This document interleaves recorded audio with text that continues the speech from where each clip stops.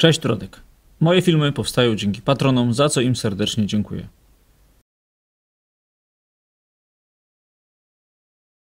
Partnerem kanału jest grupa Flying Atom, oferująca możliwość kupna i sprzedaży kryptowalut w kantorach stacjonarnych i bitomatach na terenie całego kraju. Prowadzimy również sprzedaż złota inwestycyjnego. Zapraszamy!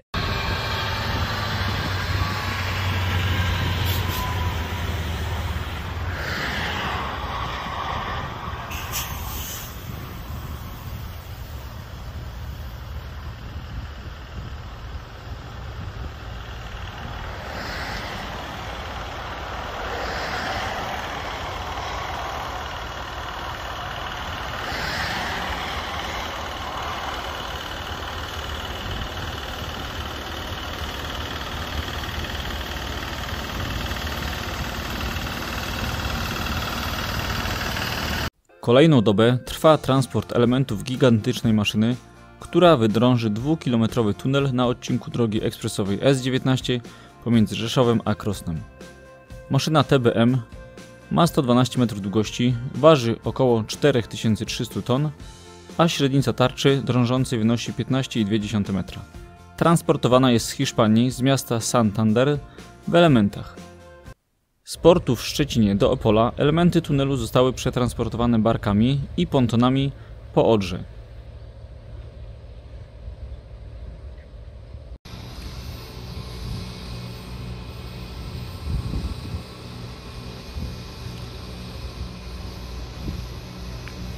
Następnie z Opola transport ruszył drogą lądową w specjalnych 3 konwojach. Do przewozu wykorzystywane są zestawy o masie 500 ton, o niespotykanych w kraju wymiarach, szerokości 9 metrów i długości 74 metrów. Zestawy składają się z ciągnika balastowego ciągnącego 2 wielkie platformy, które dodatkowo są pchane przez drugi ciągnik balastowy. Dla mniejszych elementów TBM przewidziano zestawy składające się z jednego ciągnika i platformy, szerokość 6 do 8 metrów i długość od 35 do 40 metrów. Cały transport składa się z 14 zestawów transportowych podzielonych na 3 konwoje. Porusza się on z prędkością do 10 km na godzinę w obrębie obiektów mostowych, a poza nimi w granicach od 20 do 30 km na godzinę. Zestawy utrzymują między sobą odpowiednią odległość. Stąd też cały zestaw mierzy około 4,5 km długości. Transport odbywa się wyłącznie w nocy w godzinach pomiędzy 22 a 6 rano. Cały proces będzie trwać od 20 do 25 dni, a podczas transportu zajmowana jest cała szerokość jezdni. Z tyłu konwój osłaniają tablice VMS, czyli znaki zmiennej treści. Dodatkowo są użyte mobilne poduszki zderzeniowe za kolumną oraz piloci kierujący ruchem. Nie zmienia to jednak faktu, że na trasie przejazdu występują pewne utrudnienia, takie jak czasowe zwężenie pasów ruchu czy przeniesienie ruchu na drugą jezdnię. Występują również okresowe wyłączania z użytkowania danego odcinka drogi czy obiektu, co wiąże się lub będzie się wiązało z lokalnymi objazdami.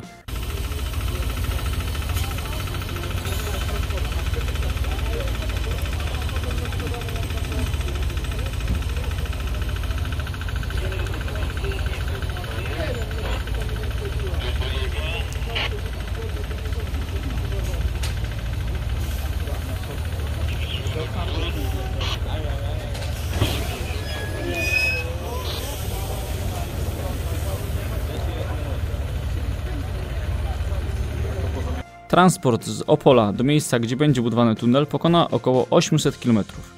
Po drodze pokonuje województwa opolskie, śląskie, łódzkie, mazowieckie, lubelskie oraz podkarpackie. Maszyna TBM jest ogromna i zostanie złożona już na placu budowy przy pomocy żurawi o udźwigu 650 i 300 ton.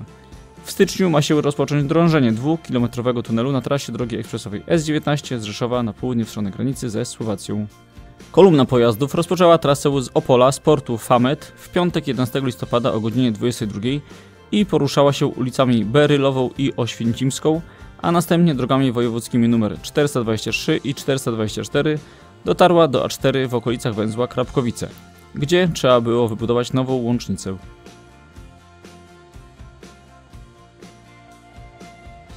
Z tego węzła transport poruszał się autostradą A4 do węzła Gliwice-Sośnica.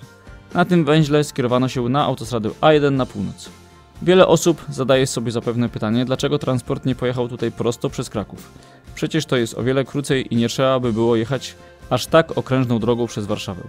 Otóż problemem były mosty w ciągu autostrady A4 nad Wisłą w Krakowie. Część z nich jest dość stara i okazało się, że nie przyniosłoby tak dużych obciążeń. A więc od węzła Gliwice-Sośnica transport poruszał się autostradą A1 do węzła Piotrków Trybunalski Zachód, a następnie skręcił w drogę ekspresową S8 w stronę Warszawy. Na węźle Opacz transport wjechał na drogę ekspresową S2, jednak nie pojechał przez tunel, tylko ulicami miasta. Problemem nie były wymiary tunelu. Transport w tunelu by się zmieścił. Problem był inny. Zaważyło strategiczne znaczenie tunelu. Obawiano się, że transport mógłby tam utknąć, np. w wyniku awarii opon czy hydrauliki. Wtedy tunel trzeba by było zamknąć i to nie wiadomo na jaki czas. To jest zbyt ważna trasa, aby ponosić ryzyko jej zablokowania, tym bardziej, że do tunelu nie wjechałby żaden dźwig, który mógłby podnieść transportowany element. W razie awarii nie byłoby możliwości rozładowania ładunku.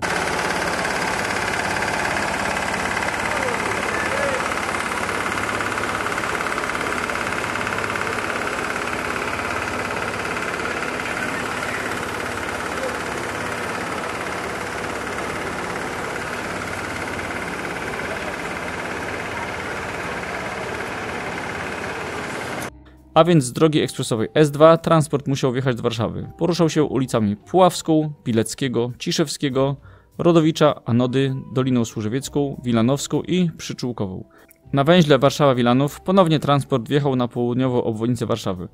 Zaraz za węzłem Warszawa-Lubelska transport miał przerwę. Dzięki uprzejmości kolegi Krystiana możecie oglądać te niesamowite ujęcia wykonane na drodze ekspresowej S17, gdzie transport się zatrzymał. Drogą ekspresową S17 transport dotarł do Rogatek Lublina.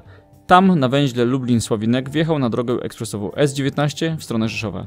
Z racji, że wiadukty w ciągu drogi S19 koło Nowosielca nie przyniosły tak dużego obciążenia, na węźle Rudnik nad Sanem konwój zjedzie na drogę krajową nr 77 w kierunku Niska.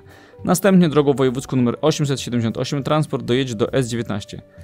Stąd dojedzie już bez problemu do autostrady A4. I tutaj kolejna ciekawostka.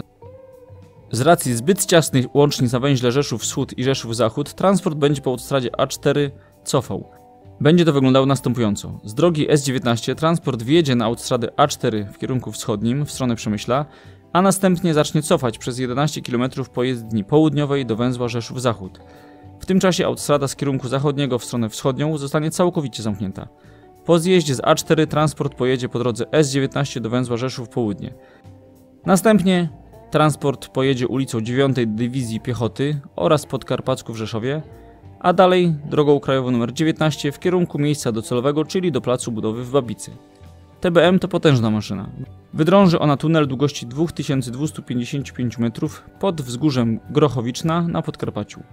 TBM drąży w ziemi dziurę oraz jednocześnie układa żelbetowe elementy tworzące obudowę tunelu. Maszyna może ułożyć około 10 metrów na dobę. Ta sama maszyna była wcześniej wykorzystywana przy budowie obwodnicy Madrytu. Dziękuję za uwagę. Materiały użyte w filmie zostały przesłane przez następujące osoby, za co im serdecznie dziękuję.